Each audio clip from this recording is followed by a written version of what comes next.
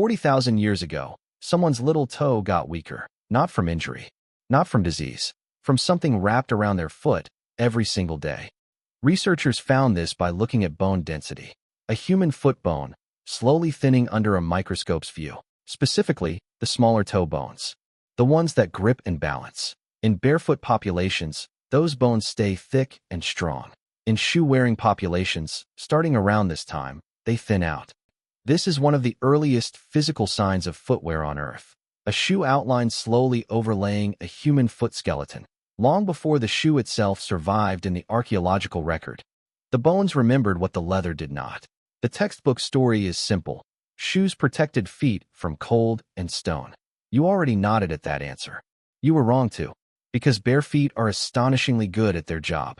Thick, calloused skin, strong arches, sensitive nerve feedback. A barefoot sole reads the ground like a hand reads Braille. It grips uneven terrain better than any early sandal could. Modern barefoot runners still outperform expectations on rough trails. A barefoot pressing firmly and confidently into rocky ground. So why wrap something that already worked this well? That is the real question this video is built around. Not, did shoes protect feet? In some ways, they clearly did.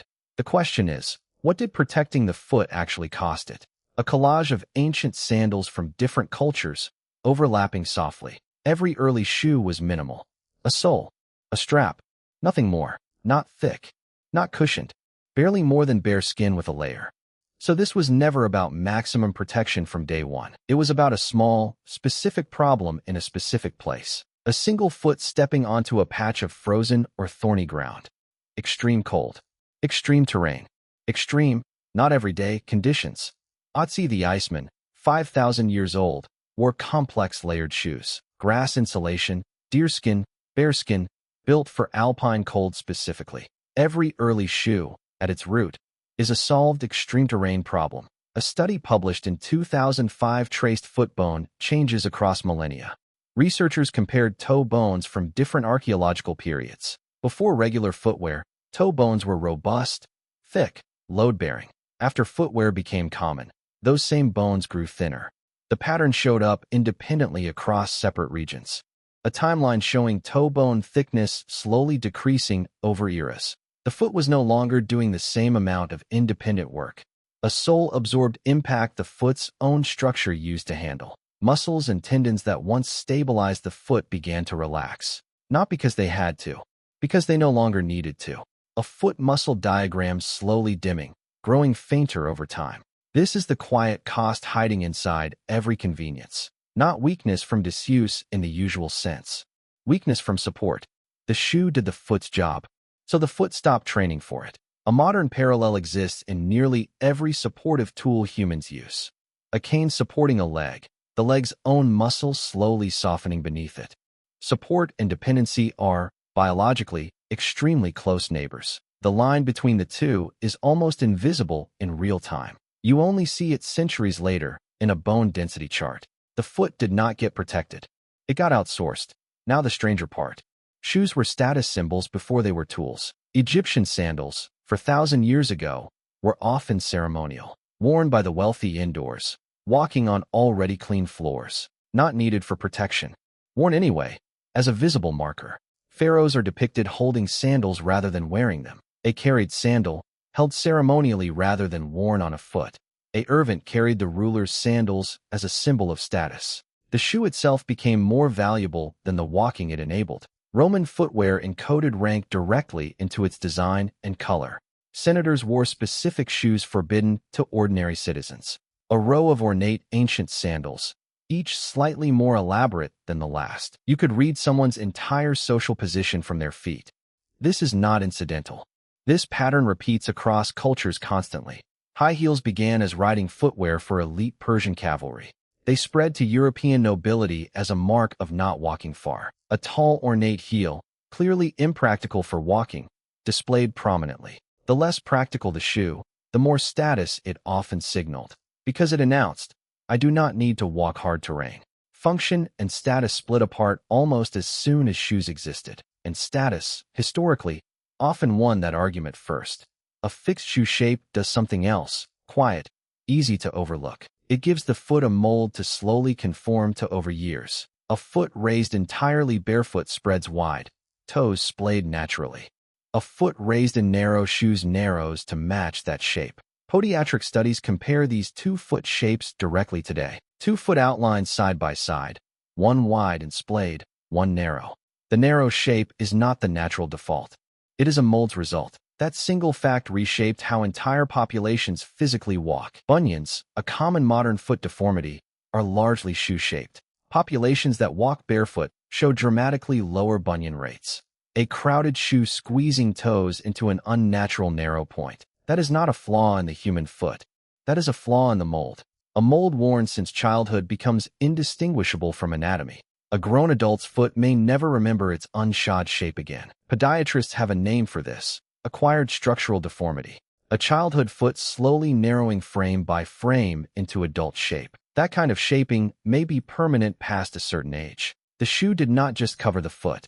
It sculpted the foot, not metaphorically, structurally. This is a measurable, testable claim, and it explains something modern podiatry still struggles to reverse. A fixed shoe also solved a problem the ground alone could not. Around the industrial era, cushioned soles became widely affordable. Factory workers walked hours daily on hard, flat, artificial floors. Cushioning reduced daily impact on joints across a hard shift. That required almost no active engagement from foot muscles. A cushioned sole absorbing impact where bare skin once would flex. So the foot stopped actively adjusting to uneven ground constantly. This is one of the earliest large-scale shifts in human gait, not a rich versus poor divide. A cushion versus barefoot divide. Cushion walkers developed a heel-first striking pattern over time. A heel striking down hard first, rather than the whole foot landing evenly.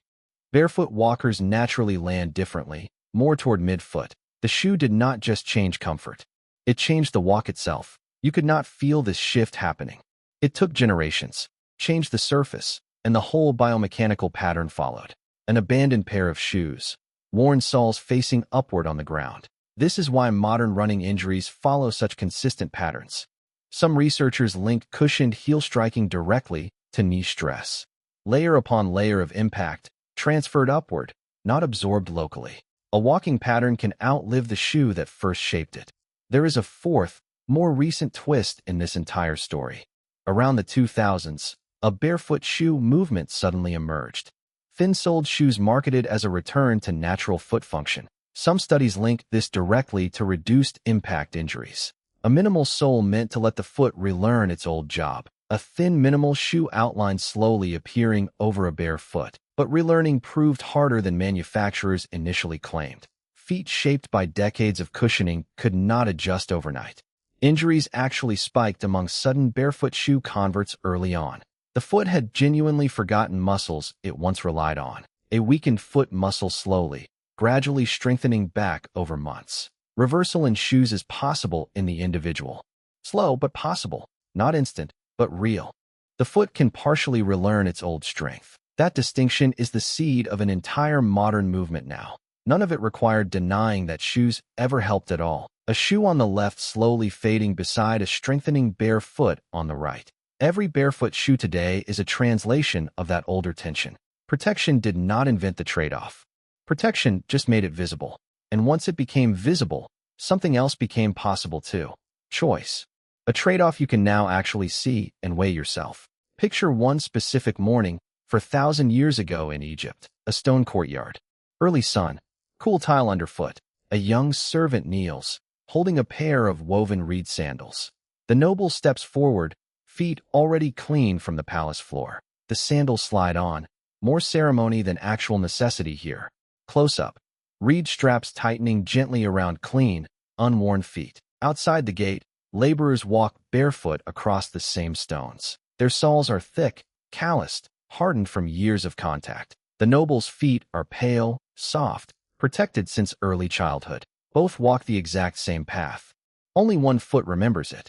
Two sets of feet crossing the same stone path, one soft, one calloused. By midday, the noble's sandals have barely touched rough ground. This is not a dramatic story. That is exactly the point. Nothing extraordinary happened, because status made it unnecessary, not danger avoided. A body already shaped by what it never faced. A soft foot and a hardened foot shown side by side under the same sun. Leather, reed, wood, rubber, all of it just marks the same divide. The divide itself needs no material at all to already exist. Every shoe you have ever worn inherited that ancient split. It is older than your language, your country, your century. Fast forward to now, and the split has not disappeared at all. A shoe today still does the same three old jobs, roughly. It protects against extreme terrain, now called hiking boots. It marks status, now called brand names instead of royal color. It shapes the foot, now measured by podiatrists as damage. A sneaker slowly rotating to reveal a visible brand logo on its side. Sneaker culture, stripped down, still runs on the same old signal. A limited edition shoe still costs more than a functional one. That is the Egyptian sandal logic, priced in resale markups now. A worn-out sole still gets replaced before it is truly needed. A price tag rising steadily beside a shoe with a recognizable logo. Podiatric research still links footwear choice to long-term foot health. Studies on chronic foot pain trace patterns back to childhood shoes. Not comfort.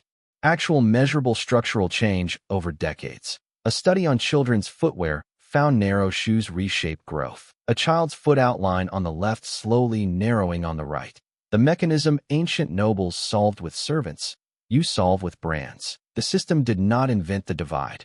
It just changed the label. A barefoot child in some regions still walks miles daily, unshod. Their foot strength research consistently outperforms shod peers today. A bare child's foot compared beside a shod child's foot on a chart. Every shoe purchase is, underneath the marketing, a shaping decision. The mold that once needed royal wealth now needs a factory. Brands, orthotics, podiatrists, modern stand-ins for the ancient sandal. None of them invented the trade-off. They just inherited managing it. A clock slowly spinning backward through centuries of footwear history.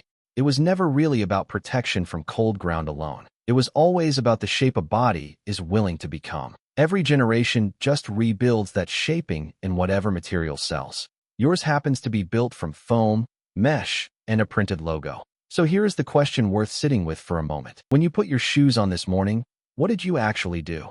You did not just protect your feet. Protection was never the whole story. You continued a shaping process older than any shoe brand. You told your own foot, you will not need your full strength today. A foot slowly relaxing its muscles as a shoe closes around it. Which is why bare feet often feel strange after years in shoes. Not because bare feet are wrong. Because the mold became home. The protection was never the whole point. The shaping always was. Somewhere inside every shoe you have ever worn, that old mold works.